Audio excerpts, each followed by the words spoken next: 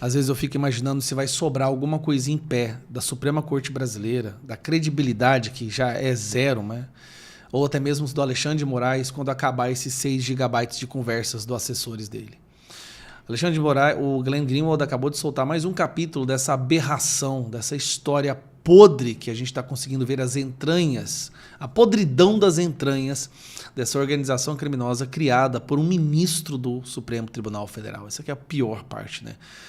A instituição que deveria ser a guardiã da Constituição, dos direitos, da lei, hoje se tornou uma parte de uma facção criminosa. E a gente está percebendo isso pelas conversas que estão sendo divulgadas e pela manipulação de relatórios para prender pessoas. Vamos lá. Último capítulo da matéria. Último capítulo desse conto de terror. Processo sigiloso revela erros e contradições de Moraes em uso do órgão do STF. Se a Folha de São Paulo não tivesse medo de ser censurada amanhã ou até uma canetada do Moraes fechar as portas, a manchete seria assim, ó. Processo criminoso revela fraude e mentiras de Moraes na criação de uma organização criminosa dentro do TSE. O que aconteceu, tá? Tem um processo de sigilo, sempre os processos em sigilo, né? Há quase 2 anos, contra um ex-deputado estadual cujas redes foram bloqueadas por Alexandre de Moraes, revela erros. Não é erro não, tá? Revela que foi fraudado. O uso informal do órgão de combate à desinformação do TSE pelo ministro e contradições, mentiras, nas explicações dadas por ele após as primeiras reportagens sobre o tema. O caso mostra ainda um pedido de apuração feito por Moraes no meio de seu gabinete e foi registrado oficialmente como denúncia anônima. Então, para explicar, Moraes determinou que fosse feita um relatório, tá? Uma decisão. E ele pediu para que colocasse não o nome dele, não, fala que foi denúncia anônima. Fala que foi alguém ali, ó, preocupado com a democracia, com o Estado Democrático de Direito. Pega mal se o mundo vê que é eu que estou mandando censurar essas pessoas porque eu não gosto do que elas estão falando. E o que essa pessoa publicou que ela merecia ser censurada durante 6 meses sem acesso à sua conta? Tá? Vou te explicar. Naquele momento onde os ministros do STF foram para os Estados Unidos participar de um evento organizado pela LEAD, né? Eles foram lá celebrar, porque o projeto deles, a missão deles tinha sido bem executada, eles haviam obtido o êxito, né? O êxito de salvar a democracia do Brasil. Então eles foram celebrar em novembro, né, 15 de novembro, em Nova York. O que acontece? Algumas pessoas começaram a divulgar sobre esses eventos, chamando os brasileiros daquela região para ir lá e manifestarem contra esses ditadores. Ou o ditador. Ele não gostou disso. Ele não gostou desse negócio das pessoas quererem organizar uma manifestação nos eventos em que eles estariam presentes. Aí, ele mandou censurar todo mundo. Mas pediu para que fosse feito de forma anônima, como se fosse uma denúncia anônima. Só que aí o cara do TSE, o comparsa dele do TSE, que é o Tagliaferro, virou e falou assim, olha, cara, vou até achar aqui, ó. Tá complicado isso aí, porque isso não tem nada a ver com a parte eleitoral. Tá aqui, ó. O assessor do TSE avisou que estava retornando de São Paulo para Brasília, o que faria o relatório sob encomenda. Tagliaferro mandou uma mensagem a Ayrton Vieira ressaltando o fato de as postagens não terem relação com o processo eleitoral. Olha, só não sei como bloquear pelo TSE, porque não fala nada de eleições, disse ele.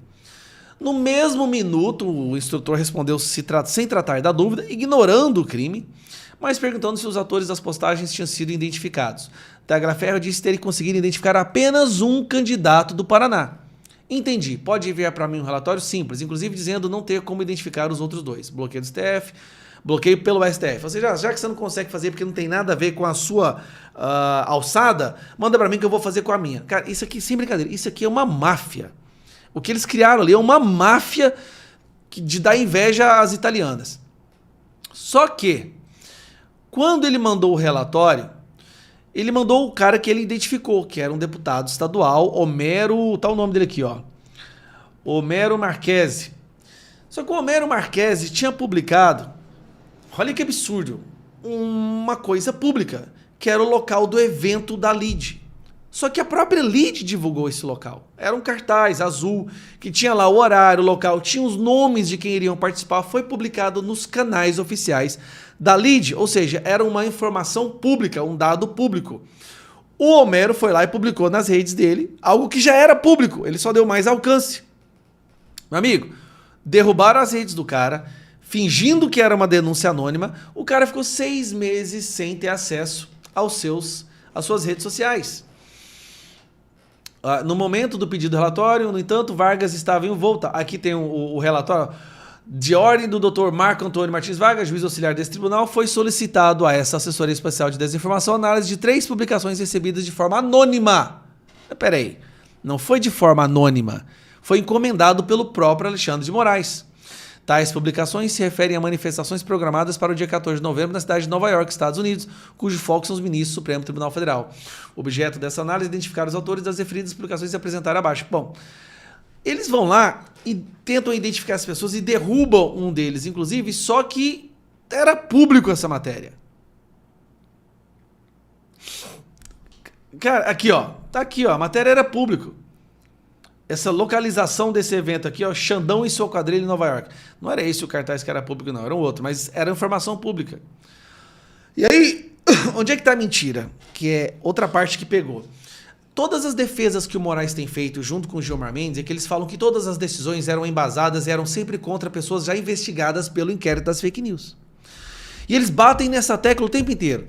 São decisões feitas contra pessoas já investigadas do inquérito das fake news. O problema é que esse cara não estava no inquérito das fake news.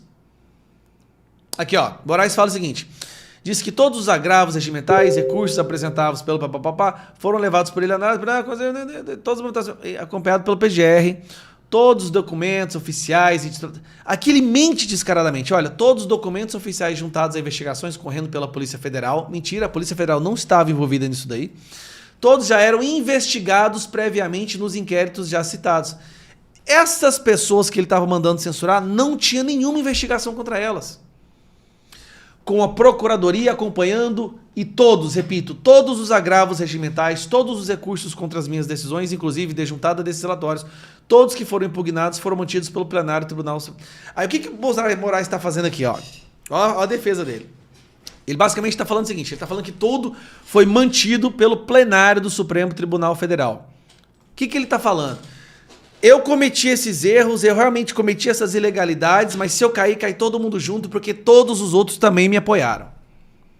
Então ele está jogando para o plenário, porque ao fazer isso, ele ativa os outros ministros do STF a saírem em sua defesa. Porque se ele cometeu crimes e todos os outros colocaram o nome, assinaram embaixo, eles vão ter que defender isso também.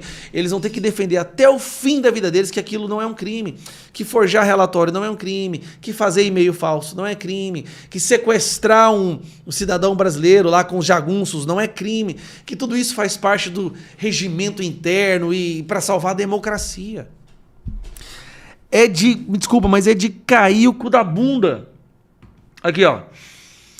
O então deputado Homero Marches não era investigado anteriormente nos inquéritos sobre a relatoria de Moraes. O ministro também não analisou nem levou ao plenário do STF os agravos regimentais apresentados pelo Twitter, pela PGR e pelo próprio alvo das medidas. Ou seja, aquilo que o Twitter e os agravos da PGR estavam apresentando, ele não levava para o plenário. Ele só levava para o plenário as decisões dele, para corroborar as decisões dele.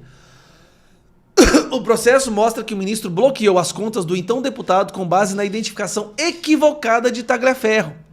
O argumento da decisão é que o então deputado havia divulgado o endereço do hotel em que os ministros ficaram hospedados, dado que não constava no relatório do TSE e que se encontrava nas postagens cujos autores Tagliaferro não conseguia identificar. Ou seja, o que o Homero publicou foi isso aqui, ó. 14 de novembro, Harvard Club, que era uma informação pública.